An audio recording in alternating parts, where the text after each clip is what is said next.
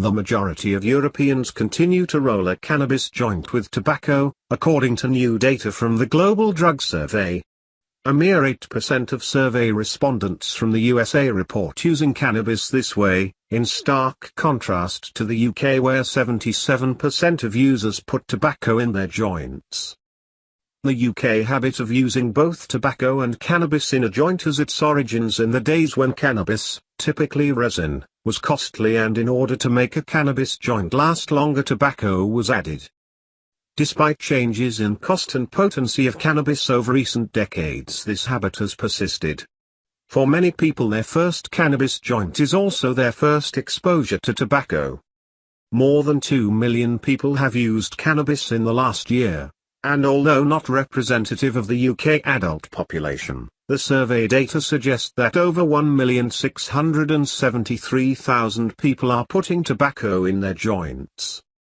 Studies have shown that over time, as people age, most will reduce or stop using cannabis, but by this point they could have inadvertently developed nicotine dependence, finding that in effect they have become regular tobacco smokers. Nicotine dependence may also make it more difficult for people to reduce or stop their cannabis use if they find it's beginning to cause them problems. Almost in parallel, both smoking and cannabis use have declined in the population over the last 15 years, but each year almost 80,000 people die from tobacco-related diseases in the UK.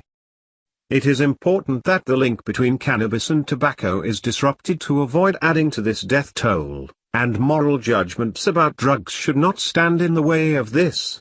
Public health and drugs policy needs consider the specific needs of people who use cannabis.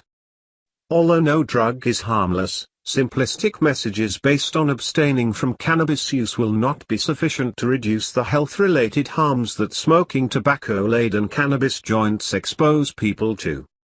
It is also worth looking across the Atlantic to see if there are lessons we can learn from the low rates of tobacco use among cannabis users. There is some evidence that those USA states that have legalized cannabis have also seen cannabis users switch from smoking to other methods of consumption such as vaping. Vaping cannabis offers some potential health benefits, particularly if it eliminates the use of tobacco. Other non-smoking options for consuming cannabis include edible formulations or concentrated versions such as butane hash oil. Neither of these need to be smoked to get the desired benefits of cannabis. Specialist drug treatment services have a role to play by encouraging the people they treat for problems with drugs such as heroin and cannabis to try and stop smoking. Although smoking can be viewed as a lesser problem by these services, they are well placed to help the 200,000 individuals quit this habit.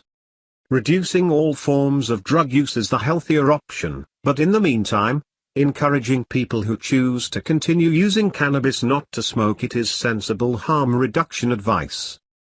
However, at the moment, UK drug law forbids the provision of vaping devices for cannabis use by drug or smoking cessation services, and also makes research into its effectiveness in reducing smoking-related harms difficult to conduct.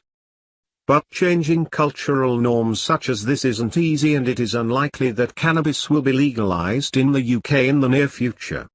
In the meantime, we should be raising awareness of the potential harm to health and risk of dependency that using tobacco with cannabis creates.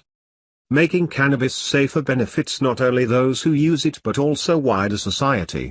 There is potential to reduce demand on the health service for the inevitable smoking-related problems that these individuals will develop if they carry on smoking cannabis this way.